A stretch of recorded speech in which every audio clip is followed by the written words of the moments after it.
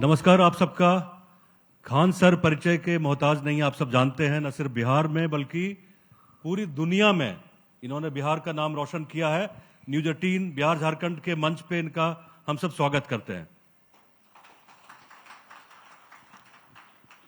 हम सबको याद है कि जब देश कोविड के दौर से गुजर रहा था, बच्चों की पढ़ाई रुकी हुई थी, तो खान सर ने पूरे देश भर के युवाओं को बहुत कम कॉस्ट पे कुछ 100 रुपये में शिक्षा मुहैया कराई और बच्चों का जो हौसला था उसको टूटने नहीं दिया।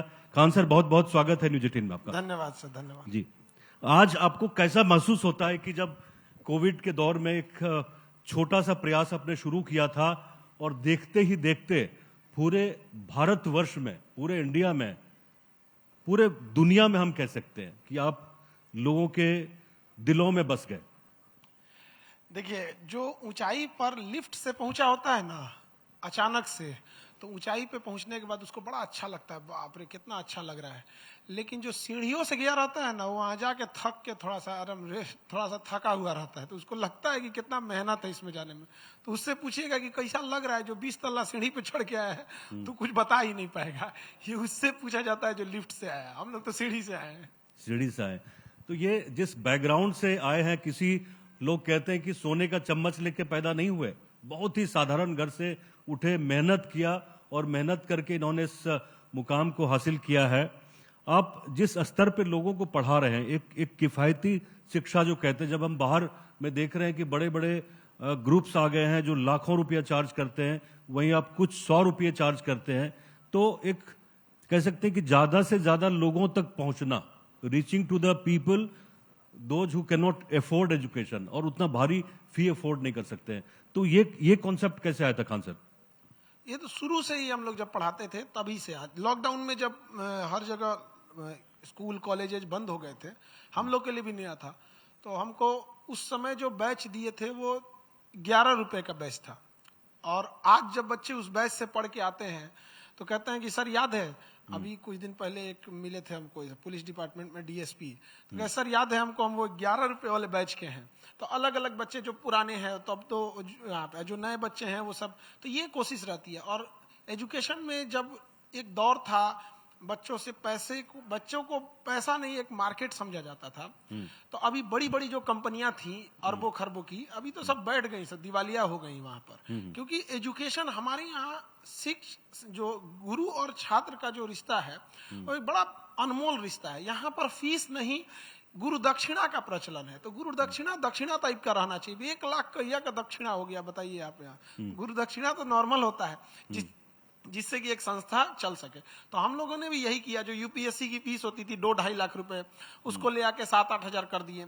जो पीसीएस की फीस होती थी, पीसीएस होता है, यूपी पीसीएस हो या बीपीएससी हो गया, ये जेपीएससी, इसकी फीस 70-80 हजार रुपए लिए जाते थे, उसका हम लोग ने 4.5 हजार कर दिया।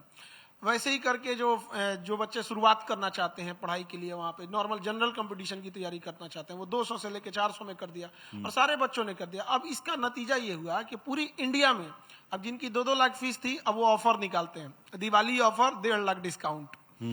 तो वहां से तो यहाँ लेके आ गए हैं। तो कोशिश यही है कि अपनी भारत की जो संस्कृति रही है, जो गुरु का धर्म होता है अपने छात्रों के प्रति, उसे निभाना है। और जो बड़ी बड़ी कंपनी लोग ये शिक्षा के नाम पर व्यापार बनाए हैं, इन सब लोग को नीचे ले आना है आप। बिल्कुल, बहुत अच्छा। एक चीज बताऊं कि आज से 5-6 साल पहले खान सर के बारे में मैं सुना था, जब मैं हैदराबाद में था। किसी ने, एक सीनियर ने मुझे बताया कि ये पटना से खान सर कौन है जो बड़ा अच्छा वीडियो बनाते हैं, इतने सरल तरीके से चीजों को समझाते हैं। कोई भी साइंस का भी कोई सब्जेक्ट हो, इंडिया पाकिस्तान रिलेशन हो या डिफेंस का कोई मैटर हो, तो ये सिंप्लीफाई करने का और लोगों तक पहुंचने का ये कैसे है कि मतलब साइंस जैसे एक जो क्लिष्ट विषय है, डिफिकल्ट है, कॉम्प्लेक्स है, उसको सरल तरीके से कैसे आपने, ये पहली बार दिमाग में आपके आया था? हम लोग जब स्कूल लाइफ में थे तो कुछ बच्चे थे जो बड़ा अच्छा नंबर लाते थे, और हम लोग का नंबर ही नहीं उठता था, तो हम लोग को लगता था हम ही लोग में कोई डिफॉल्ट है। और वो सब बड़ा बढ़िया था, सब पढ़ने में फटाफट बताता था। हम लोग को टीचरों के पास जाने में डर लगता था, तो कुछ दोस्तों से डाउट रहता था तो पूछ लेते थे, वो बड़ा अच्छा से बता देते थे। और कभी कभी ऐसा फील होता है टीचर से अच्छा तो यही बता रहे हैं। तो टीचर का काम जो होता है वो नॉलेज देखने आपके लिए थोड़ी आया है। जितना नॉलेज आपके पास उससे ज्यादा 10 ठो किताब खरीद लेगा तब तो गूगल के पास ही, टीचर के पास क्यों आया है? टीचर के पास आया है सिंप्लीफाई करने के लिए। जैसे भोजन बन जाता है तो भोजन समझिए कि एक शिक्षा है और शिक्षक का काम है उसको कैसे परोस रहा है। तो ऐसे ऐसे लोग होते हैं ना जो इतनी भयंकर भयंकर भाषा बोलते हैं कि ऊपर से चला जाता है। तो जब भोजन करेंगे तो हम चम्मच से खाएंगे, छोटा साइज होता है, कलछुल से नहीं ना खा सकते हैं। तो विद्यार्थियों को वही कलछुले से घोटाया जाता है कि बाबू तुम ऐसा भयंकर भयंकर भाषा बोलो, क्या जरूरत है? हम शिक्षक लोग कहते हैं विद्यार्थियों से कि अपना लेवल थोड़ा उठाओ।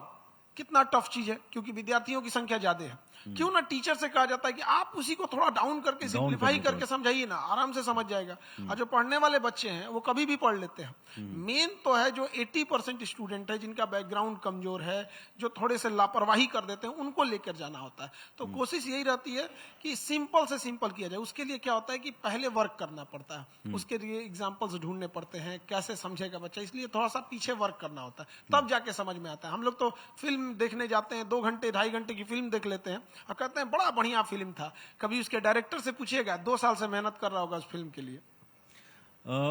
अब देखिए एक समय वो भी था कि बिहार में टीचर्स की बहुत कमी थी, स्कूल्स के बिल्डिंग भी बहुत अच्छे नहीं थे, लेकिन पिछले 5-7 सालों में देखें तो स्कूल्स बन गए। जो प्राइमरी स्कूल और सेकेंडरी स्कूल थे वो उत्क्रमित होके वो आगे के क्लास तक गांव में भी उपलब्ध हो गया। तो अब जो आपके पास छात्र आ रहे हैं खान सर गांव में, तो उसमें क्या आप लाइक करते हैं और उसको किस तरह से उसको फुलफिल करते हैं? स्कूलिंग के सेक्टर में आज भी हम लोग को बहुत ज्यादा सुधार की जरूरत है। आज आप देखिएगा, किसी को कहिएगा 2 बजे आने के लिए तो अमूमन वो 2:30 बजे पहुंचेगा, क्योंकि उसको आदत ही स्कूल से लगा है कि कभी लेट से गया तो कोई उसको ध्यान नहीं दिया, कोई होमवर्क दिए तो काम नहीं किया। तो उसको ना बचपन से जो नर्सरी में एडमिशन लिया और स्कूल तक जो 15-16 साल तक रहा, उसके दिमाग में एक बैठा है कि आज हम होमवर्क नहीं भी करेंगे तो चलेगा, 10 बजे जाने का जगह 10:15 में भी जाएंगे तो एंट्री मिल जाएगा।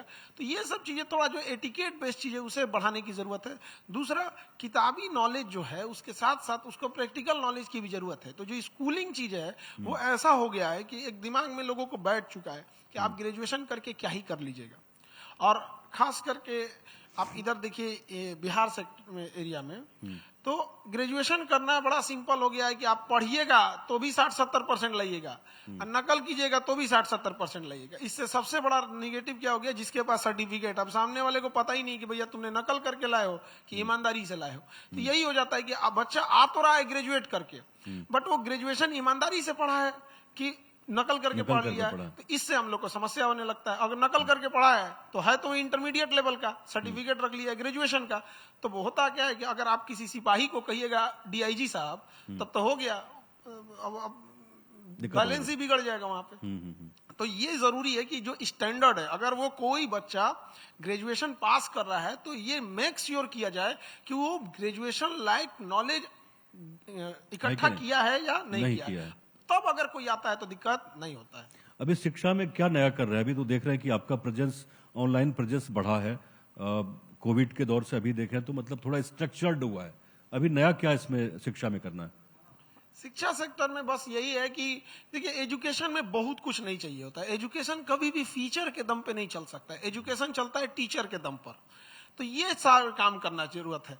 आप देखिएगा, जब हम लोग के यहाँ गुरुकुल हुआ करता था, पेड़ के नीचे बैठ के इतने बड़े बड़े शास्त्र लिख दिए गए हैं जिसको आज में हमारी आपकी क्षमता नहीं है उसमें कमियां तक निकाल सके। वो पीपल के पेड़ के नीचे बैठ के लिखे गए हैं यहाँ पर। तो आज हम लोग को जरूरत है कि वो वाली शिक्षा व्यवस्था देने की जो ईमानदारी से दी जा सकती है। हम बच्चों को जो पढ़ा रहे हैं उसका क्या 3-4 मुख्य उद्देश्य होना चाहिए कि बच्चों की जो पढ़ाई है वो एक एफोर्डेबल हो, ये कोई भी उसको एफोर्ड कर सकता है। किसी के पिताजी मजदूरी कर रहे हैं, रिक्शा चला रहे हैं, वो भी एफोर्ड कर सकता है। जो टीचर पढ़ा रहे हैं वो कमजोर से कमजोर बच्चे को समझ में आ जाना चाहिए।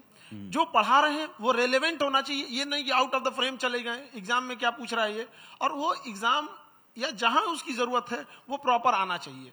इससे क्या होता है, अगर ये चारों चीजें मैच हो जाती है तो बच्चों का मोटिवेशन बना रहता है। अब हम उसे क्लास में पूरा पढ़ाएं और एग्जाम में गया, एग्जाम में नहीं आया, एग्जाम में जब नहीं आता है तो वो डीमोटिवेट हो जाता है।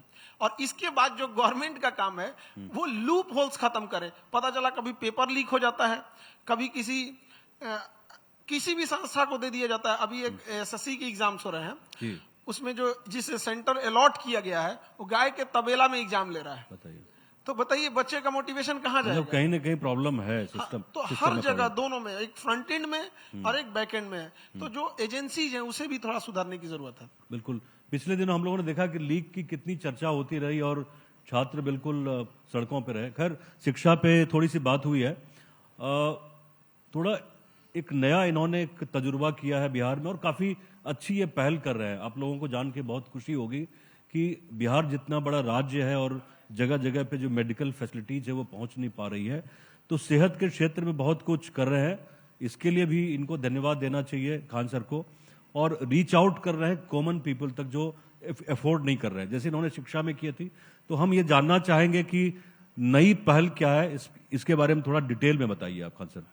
देखिए मेडिकल इंडस्ट्री जो है वो, उसको आप देखिएगा तो हमारे इंडिया का जो मरीज होता है वो जब डॉक्टर के पास पहुंचता है ऑलरेडी अपनी चीजें कंट्रोल से बाहर खो चुका रहता है, एक लेवल से ज्यादा अपने आप को खराब कर चुका है यहाँ पे। तो अब जैसे एक सिंपल सी बात बता, किसी को कैंसर है तो शुरुआत में उसको पथरी समझ के इलाज करा चुका होता है 3-4 जगह पे, जब तक वो स्टेज 2 से स्टेज 1 से स्टेज 2 जा चुका है। तो हम लोग का यही प्रयास है कि जो गरीब से गरीब इंसान है वहां तक कैसे पहुंचे।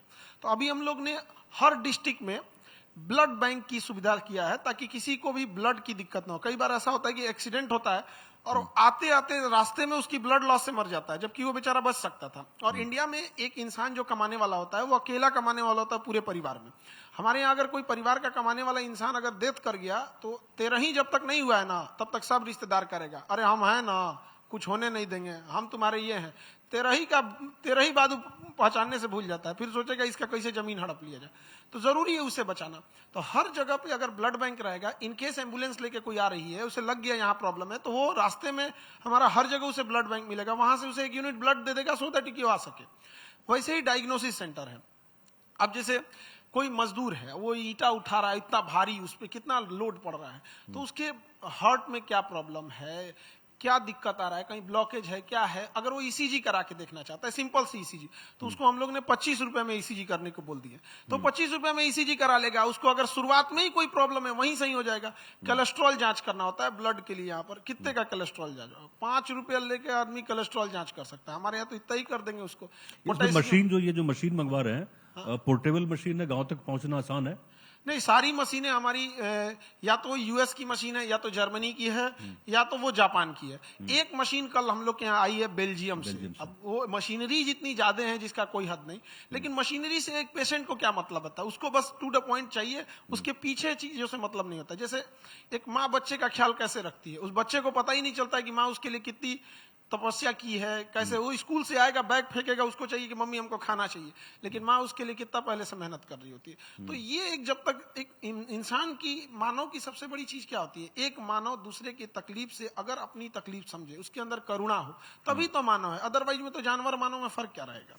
इसमें जो डायग्नोज करेंगे कौन कौन से ऐसे रोग हैं, मुझे लगता है कि जो लोग भी न्यूज 18 देख रहे होंगे वो जानना चाहेंगे कि इसमें 2-4 कौन सी ऐसी बीमारियां जिसको अर्ली स्टेज पे हम डायग्नोज कर सकते हैं। थोड़ा बता दीजिए हमारे दर्शकों को, सो दैट उनको थोड़ा फायदा हो। देखिए हमारा उद्देश्य मेडिकल सेक्टर में बस इतना है कि आज इंडिया का पेशेंट कोई भी चीज को, जैसे उसे टाइफाइड ही है ना, तो तब तक जब तक वो पूरी अपने आप को टाइफाइड बॉडी के अंदर मजबूत नहीं कर लिया, तब तक वो डॉक्टर के पास नहीं जा रहा है। यही चीज कैंसर के साथ हो रहा है। तो मेरा बस ये है कि डायग्नोस उसको अर्ली स्टेज में हो जाए ताकि वो वहां तक पहुंच ही नहीं पाए। एक इंसान किडनी फेल कर लेता है, फिर वो डायलिसिस पे आएगा, उससे पहले उसने क्यों नहीं यूरिक एसिड जांच कराया, क्रेटिनिन क्यों नहीं जांच किया। अब एक क्रेटिनिन है, क्रेटिनिन से पता चल जाता है, यूरिक एसिड से पता चल जाता है, पोटेशियम से पता चल जाता है, भैया आपकी किडनी गड़बड़ हो रही है। वो कितना में 18 रुपए में क्रेटिनिन जांच कर सकता है। अब अगर किसी को प्रॉब्लम है वो आके हमारे यहाँ जांच करा सकता है 18 रुपए में, तो उसको प्रॉब्लम नहीं होगी, अर्ली स्टेज में पता चल जाएगा। तो हम लोग का पहला एक स्टेज है कि शुरुआत में उस चीज को रोका जाए। जैसे महिलाओं में आप देखिए ब्रेस्ट कैंसर, तो ऐसा नहीं है कि ये आज से है, पहले से, बट प्रॉब्लम कहाँ आ रही है कि उसका प्रोटोकॉल लोगों को नहीं पता है। अगर किसी महिला को ब्रेस्ट कैंसर है तो स्टेज 1 में ना उसको तो दिखता नहीं है, तब तक वो कहीं लोकल दिखाएगी और भी जांच उतना नहीं करा पाएगी यहाँ पर। अब जब वो बढ़ने लगेगा तब जाएगी उसकी बायोप्सी जांच कराने। अब यहाँ क्या प्रॉब्लम क्या होता है कि अगर उसका बायोप्सी जांच हुआ तो डॉक्टर या पैथोलॉजी उसे बता देगा कि हाँ आपको कैंसर है। अब उतना बता के छोड़ दिया। अब वो जाएगी किस हॉस्पिटल में दिखाना है, इसको प्लानिंग करने में 1 महीना उसको लग जाएगा, 15-20 दिन, बड़ा महंगा है यहाँ पे। इस दौरान अगर वो हॉस्पिटल पहुंच भी गई, जैसे टाटा मेमोरियल हॉस्पिटल पहुंची या कहीं पहुंची, अब वहां उसको बताया जाएगा कि भैया आपको एक और टेस्ट कराना है, ER, PR, HER2, अगर HER2 कॉमन हो गया तो फिर फिश टेस्ट कराना है, फिर BRCA1, BRCA2 टेस्ट कराना है। तो जो 1 महीना वो घर पे थी अपनी तैयारी में, ये 1 महीना फिर उसको एक्स्ट्रा देना पड़ेगा जांच कराने के लिए। तो जो प्रॉपर प्रोटोकॉल होना चाहिए कि हाँ, अगर जैसे आपका डिटेक्ट हुआ तब तक तुरंत हार्मोन से लेके A to Z चीजें चेकअप हो जाना चाहिए। तो महिलाओं के लिए ब्रेस्ट कैंसर के लिए नॉर्मल सी बड़ा अच्छी मशीन आती है, मेमोग्राफ मशीन, मेमोग्राफ। तो वो अगर हम लोग उसको इजिली अवेलेबल करा देते हैं हर डिस्ट्रिक्ट लेवल पे, तो हम लोग उसे अर्ली स्टेज में रोक सकते हैं। तो यही हम लोग का उद्देश्य है। अभी हम लोग ने लगभग 200 डायलिसिस मशीन ऑर्डर कर रहे हैं, जिससे कि कोई जिसका किडनी फेल है वो आराम से अपना इलाज करा सकता है। और अच्छे उसका कॉस्ट क्या रहता है? एकदम हमारा जितना लगेगा बस उतना ही, एकदम मिनिमम। हम हमारे यहाँ पढ़ने का कॉस्ट कितना लगता है, कोई गरीब इंसान भी नहीं कह सकता है कि हम खान सर के यहाँ गए पैसे की वजह से लौट जाएंगे। वैसे हॉस्पिटल का भी वही रहेगा। तो जो भी अभी हमारा एक स्टूडेंट था, वो बांका का रहने वाला, तो वो हमसे आके बोला कि सर मेरे भैया को कहीं पे इलाज करा रहे थे, दवा की वजह से कुछ गड़बड़ हुआ, किडनी फेल हो गया। तो वहां अगर वो डायलिसिस कराता है तो उसका 4-5 हजार रुपया लगता है, हर 2 दिन पे डायलिसिस होती है, तो मंथली उसका 50-55 हजार खर्च हो जाता है। तो कह रहा है कि सर आप डायलिसिस पटना में कहाँ रखे हैं, हम अपने भैया को बोलेंगे कि यहीं आके करा लो। तो हम उसको समझाएं कि भाई तुम अपने भैया को बोलोगे बांका से यहाँ आके डायलिसिस कराएंगे, फिर अगले दिन जाएंगे, फिर अगले दिन आना पड़ेगा। कहा कि नहीं ना सर, अगर आप कराएंगे ना तो हम पटना में ही कोई छोटा सा रूम ले लेंगे, अच्छा, और यहीं से डायलिसिस कराते रहेंगे आप। सोचिए उस इंसान को तो हम कुछ नहीं कर सकते। तो हमने कहा कि हम बांका में ही अपना 5 मशीन भेज देते हैं, वहीं करा लेना और दिन में काम करा लेना। और हमने डॉक्टर लोगों से बात किया, एक डायलिसिस का प्रोसेस होता है जिसमें इंसान सोया रहता है तो भी डायलिसिस हो सकता है। तो एक गरीब इंसान है, अब वो दिन भर डायलिसिस पे तो डिपेंडेंट नहीं रह सकता है। तो उसको हम लोगों ने कहा कि आप दिन में कोई काम कर लेना, आप जो भी बिजनेस करते हैं या जो काम करते हैं, रात में आप हमारे यहाँ आ जाना, सो जाइएगा आराम से, हमारे यहाँ सारी व्यवस्था रहेंगी। सुबह उठ के आपका निडिल निकाल दिया जाएगा, फैसुला के बाद आप अपना काम पे चले जाइएगा, तो आप काम भी कर लेंगे, हमारे यहाँ डायलिसिस भी कर सकते हैं। तो मेरा उद्देश्य यही है कि जितना समाज ने हमें जो दिया है वो समाज को लौटा के जाना है, कुछ लेके नहीं जाना है यहाँ से। खान सर, आप तो टीचर हैं, गुरु हैं, मतलब कहते हैं कि गुरु का जो दर्जा होता है that is next to God, है ना?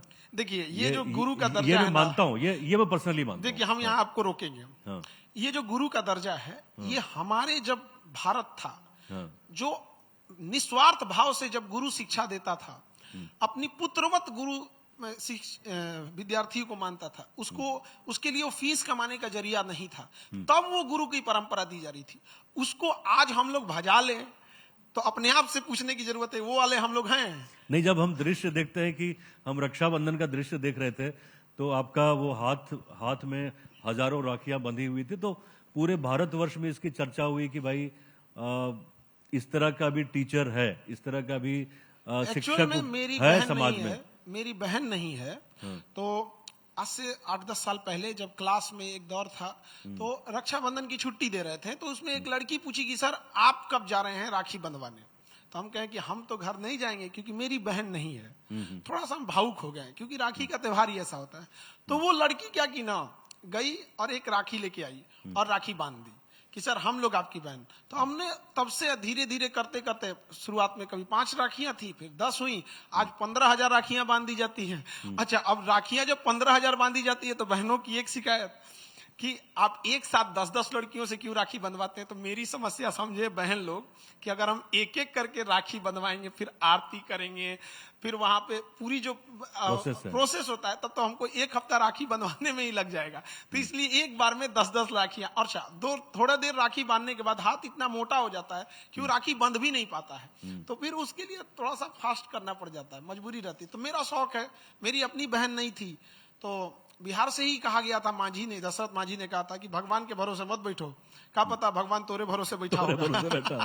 तो राखी बांधने के बाद शाम में हम खुले आसमान के नीचे जाते हैं, एक बार मुस्कुरा के ऊपर वाले को देखते हैं, कहते हैं एक भी बहन नहीं दिए थे आज, आप देख लीजिए आज मेरी कितनी बहन है। दुनिया में सबसे ज्यादा राखी बांधी जाती है। जनरली जब ऑफिस से शाम को मैं घर जाता हूँ, बोरिंग रोड पे, बोरिंग कैनाल रोड पे, फ्रेजर रोड पे, तो देखता हूं कि हजारों की तादाद में बच्चे जो हैं पीछे बैग लटकाए हुए इंजीनियरिंग की पढ़ाई के लिए, मेडिकल की पढ़ाई के लिए या अन्य जो एवेन्यूज हैं उसकी पढ़ाई के लिए जाते हैं। मेरे मन में ये भी आता है कि ये पढ़ के सारे बच्चे बाहर यहाँ से चले जाएंगे, बिहार से अपने माँ बाप से दूर चले जाएंगे, कितने वापस आएंगे कितने नहीं वापस आएंगे, ये सोचते हुए मैं घर जाता हूँ। इस तरह का दृश्य होता है। खान सर, कभी आपको ये ऐसा फील होता है कि बिहार में कम से कम अगर 1000 में से 200-300 बच्चों को भी हम अपने घर पे रख सकें जो बिहार में कहीं ना कहीं कंट्रीब्यूट करें बिहार को आगे बढ़ाने के लिए? हम लोग कई बार ये कहने लगते हैं कि हमको देश बदलना है, हमको बिहार बदलना है। काश हम लोग इस पे चर्चा करते कि हमें बिहारियों की स्थिति बदलना है। अगर हम बिहारियों की स्थिति बदल सके, जो 7000-8000 पे काम कर रहा है, तो उससे कहीं ना कहीं पूरा बिहार डेवलप हो जाएगा। हम बात करते हैं भारत बदलने के लिए, हम भारतीयों को बदलने की बात नहीं कर पाते हैं। अब आप समझिए, कोई इंसान जिसका अच्छे घर नहीं है, अच्छे कपड़े नहीं है, अच्छा इलाज नहीं करा पा रहा है, वो कितना सोचेगा? उसकी भी तो एक बार प्रॉब्लम समझे। और बहुत सारे बच्चे यहाँ आके काम करते भी हैं, ऐसा नहीं है कि सारे लोग यहाँ से चले ही जाते हैं। थोड़ा और इम्प्रूवमेंट की जरूरत है। हमें याद है, हमारे यहाँ एक बच्चा आया था पढ़ने, उसका नाम था मिंटू कुमार, दरभंगा का रहने वाला। तो यहाँ आया पटना में, और उसे इंजीनियरिंग करना था, बड़ा शौक था उसका IIT में जाना। तो यहाँ आया पढ़ने के लिए, तो घूम फिर के गया, कोई 1.5 लाख बता रहा है, कोई 2 लाख बता रहा है, घर चला गया। उसके पिताजी मजदूरी करते हैं, दिहाड़ी मजदूर हैं। तो कहें कि अब छोड़ दो, अब ना पढ़ पाई बाबू, अब रह दो, इतना फीस कहाँ से दियल जाए हमनी के। तो उसको किसी के गांव के किसी ने बताया कि खान सर के यहाँ चले जाओ, वहां भी इंजीनियरिंग और मेडिकल स्टार्ट हो गया। तो हमारे यहाँ वो पढ़ने आया, और ये पिछले साल की बात है, पढ़ने आया। बड़ा शांत स्वभाव का बच्चा था, दुबला पतला।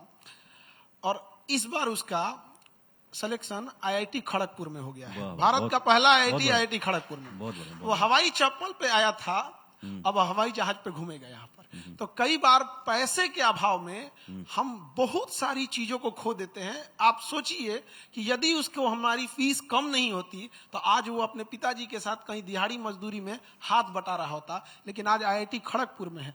जब पास हुआ तो उसने एक बात बोला कि सर, वहां तो बड़ा चीजें आजकल डिजिटल हो गई हैं, तो लैपटॉप वगैरह का जरूरत पड़ता है कि सर अब कैसे करें, हम तो इतना तो नहीं है यहाँ पर। तो सोचिए कितना हद तक आप सोच सकते हैं प्रॉब्लम रहता है उसके पास। उसको ये सोचना था कि सर हॉस्टल का फीस कैसे देंगे हम। तो ऐसे बच्चों को हम लोग को पहचानने की जरूरत है। आप बस उस स्क्रीनिंग की जरूरत है। 3 करोड़ की आबादी में ऑस्ट्रेलिया इतना बेहतरीन ढंग से खोजता है, इतना बेहतरीन ढंग से मथता है कि 3 करोड़ की आबादी में से इतने बेस्ट क्रिकेटर लाता है। हर साल का लगभग वर्ल्ड कप वही ले जाता है। और हम लोग 140 करोड़ की आबादी में मथ ही नहीं पाते हैं। एक से एक अभी भी हैं लोग, बस ढूंढने की जरूरत है। हजारों अब्दुल कलाम है, बस उसमें तो नजर नहीं जा रही है। ये देश कभी सूरवीरों से खाली नहीं रही। बिल्कुल। खान सर एक ऐसे व्यक्तित्व है जिनसे लगता है कि बात मैं करता रहूं तो आधे दिन तक बात करता रहूंगा, लोग सुनते रहेंगे। इनके पास इतनी कहानियां, इतने किस्से, इतने एनेक्डोट्स हैं।